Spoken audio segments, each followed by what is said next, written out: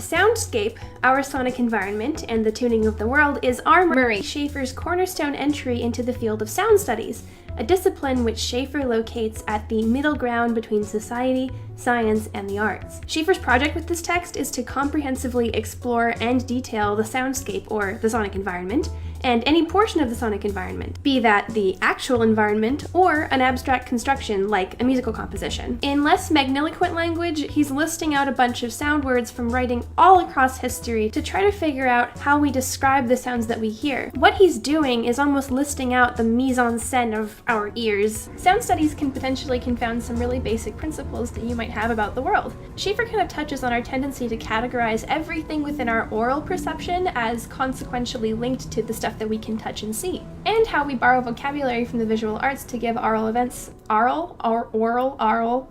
some kind of dimension. Okay, so in all honesty, I didn't read this book cover to cover. Since I haven't finished the book in its entirety, it's probably not entirely responsible for me to write a video like this when I haven't mastered the theory that I'm using as my framework. But I also think that it's okay to show people that you're still learning, and this theory's been occupying my thoughts for a while, so I want to share a couple of the smaller conclusions that I've come to since thinking about this for the first time. While it's really cumbersome to try to get through this book in the way that it was meant to be read, I genuinely think that Schafer is doing something that's really important and kind of rare. I think you should ask yourself how many words you have in your own vocabulary to describe the sounds that you hear on a daily basis. How exactly do we represent sound to each other and to ourselves? And how much of that representation relies on some sort of conflation to a visual environment? Actually, during my undergrad, I found that whenever we talked about sound in some of my film courses, the profs would seem a little tentative, and often there would be some sort of admission that they either weren't equipped to have that discussion to its full merit, or they would concede that there was very little research on the subject of sound, either in that film or in film generally. If that's the state of discourse between experts in film, then I have to wonder about the state of the relationship between sound studies and video game theory. This book is the only one that I own on video game theory. Partway through, it gives us a list of 4 types of sounds within games: vocalization, sound effects, ambient effects, and music. That's pretty near every sound in the soundscape, right? Well, as much as I might whine about Schafer's book, his work has motivated me to consider the way that sound functions as a component of video game design. Since my awakening, I've begun to feel like this framework is too broad to completely satisfy my urges. This book suggests that sound in games is affected by the environment, spatiality, and physics, and concludes that music enhances everything in games. The authors broach the subject of procedurally generated music and its potential effects on play, but at best, their text only hints at how deep the discourse about sound in games could go without outlining exactly how expansive that conversation is. One of the big problems is the lack of acknowledgement of the way that genre can affect the way that music enhances games. So each category is too vague to be useful in understanding the nuances and complexities of sound as it influences play. I also have to be fair and add that I'm not being reductive of the author's model here. They're writing with the aim to introduce probably an audience of undergraduates to a burgeoning field where theories are still being fondled about, and this section particularly is brushing up against another completely niche field. So I'm not saying this book is shit or that you shouldn't read it, but it's important to remember that textbooks are not comprehensive, and it's better to avoid what I'm doing here by drawing solely from a textbook in your writing. When I was skimming through this section again recently, I realized that my main contention with this section was that it doesn't do justice to the integral role that sound plays in play. To describe sound purely as enhancement robs it of its import. For the uninitiated, I present to you the videos of one renowned Terry Garrett. Terry is blind, but he's able to navigate third-dimensional spaces in video games by immersing himself in their soundscapes. 3D games. And one of my favorites, of course, is Legend of Zelda: Ocarina of Time. Now, the chair I have here, the reason I have my speakers like this is my stereo environment. I have my left speaker and I have my right speaker, which means if I hear something on my left, it's on my left, and vice versa.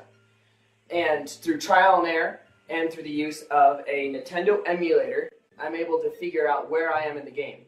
Terry plays by listening. The audio in Lawsuit isn't just enhancing the experience for him, he plays the game through and within the soundscape. Is this a coincidence?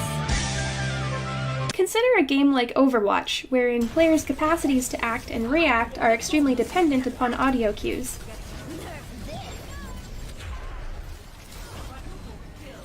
Check out this Reddit post, which was written recently by a quote-unquote deaf gamer, who pointed out that they've been virtually barred out of playing multiplayer shooters, and they specifically name Overwatch in their post because these games rarely include analogous visual cues to those very crucial audio cues. I'm not satisfied by the argument that sound merely enhances play, or that it's just a tool for immersion, because I think of immersion as a state of heightened awareness, wherein you're interacting with the game space on a more intimate level. I'd argue that when we're immersed, we get there not by using sound as a vehicle. Instead, the soundscape might be better understood as a destination in and of itself, much like the physical game space. True immersion is a synergistic envelopment in the soundscape and the texture of the game space at the same time. I've been using Journey for background footage until this point. Now, let's foreground it and adopt Schafer's approach by taking an inventory or getting a mise-en-sense of the soundonic environment. Your shouts and bleeps are given visual form as they emanate beyond the characters. The sound clouds become larger as the shout becomes louder as you hold the button down for longer. The avatar looks like it's exerting intense effort as the sound bursts forth and extends further away. During the avatar's visions, we can't understand the language of the scarf beings, but the emotion and the atmosphere of the scene are both clear as the being's voice physically washes over the avatar. The characters that fly out of their faces are also collectibles littered throughout the environment, and the ease with which you navigate the environment is dependent upon your dictionary or your game sense or your scarf vocabulary? I don't know. So sounds are interwoven into the mechanics of the game, the world's lore, and the soundscape. At important emotional beats, the characters slow at the height of their flight in tune with the euphoric violins as they linger on and stretch out particular notes.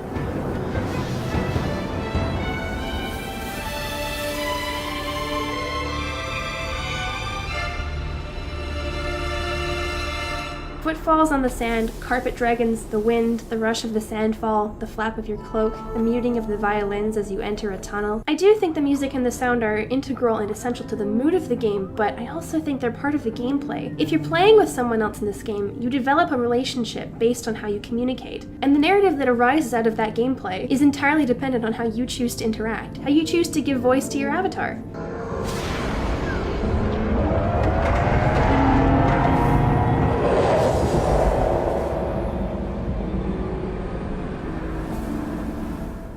The virtual environment and the sonic environment work in harmony, and sometimes in translation, to communicate certain emotions to the player and between players. Journey is as much an experience of sound as it is an exploration of space.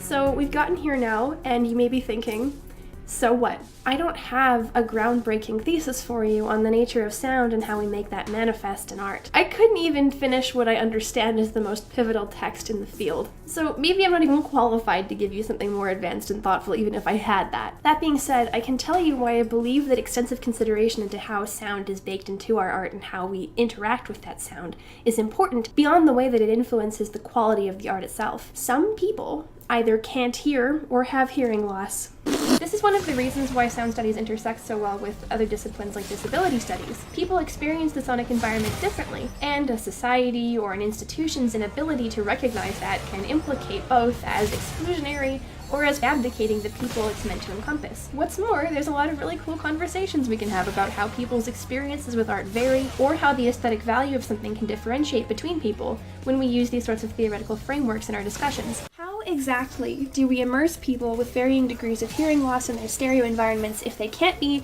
or if hearing people just assume that people with hearing loss or people who are deaf can't be?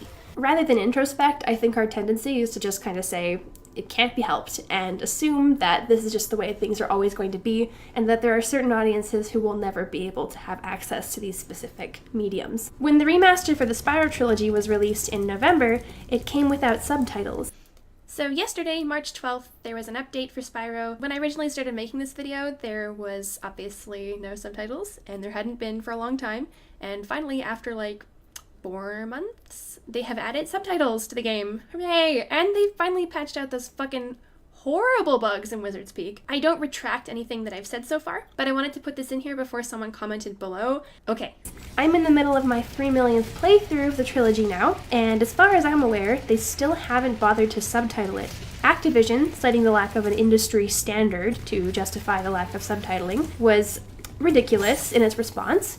I think the bare minimum is the industry standard. Why not just try to find a solution to reach audiences hitherto overlooked, if for nothing else than the profit? In Capitalism Town, desperate advocates will oft aim to thaw the hardened stone hearts of our feudal lords by appealing to the profit motive, to get people to just fucking do a little bit to accommodate consumers with disabilities. Just recently, a Super Bowl ad made a big splash because, you're welcome, Xbox is offering you a chance to play at the additional low cost of $130 Canadian. Wow, so generous! Good Xbox! It's great that people have options so affordable compared to other accessible controller options. Now you too can still pay more than the average consumers just to turn your Xbox on and play. I never thought it was unfair. I just thought, hey, this is the way it is and it's not going to change. Well, that's convenient for Microsoft.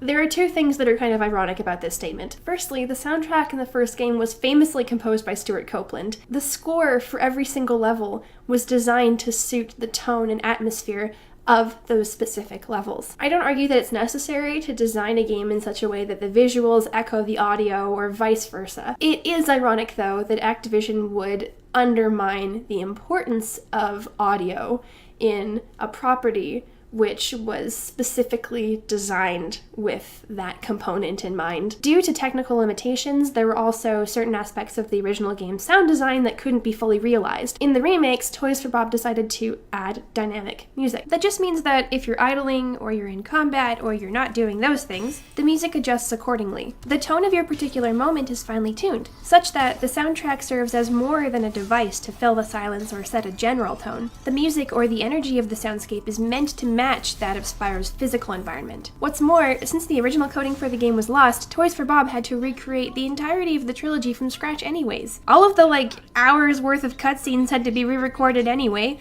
so you had the dialogue written down already for the voice actors, Activision. You could have just hired a transcriptionist. I do that shit for a living. Do you know how little we're paid for that? You can easily continue to fire your staff and pay your CEO billions of dollars an hour without even cutting into your budget.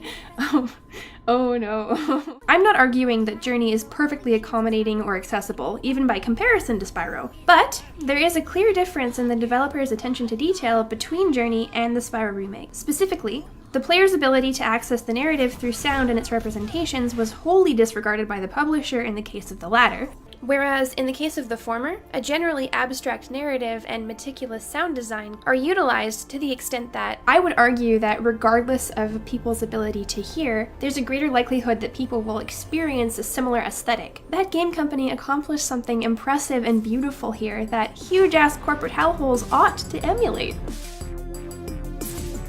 Maybe the connection between the theory introduced in this video and praxis isn't entirely clear. And there is an important discussion to be had there, which I don't have time to get to right now, so fuck you. I think what might help make that connection clearer would be for you, gentle, sexy viewer, to check out some videos on disability in gaming and sound and all those things. There's one series in particular that is so far the most popular and definitive on the subject of designing games for disability, and the first video is about designing for the deaf and hard of hearing. Wow, it's like she did a little research. You fucking SGW, fucking talking about disability when you're talking about video games.